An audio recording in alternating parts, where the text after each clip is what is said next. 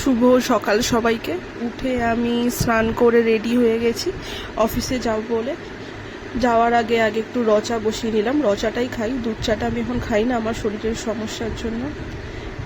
এবার আমি এখানে জল ভরছি।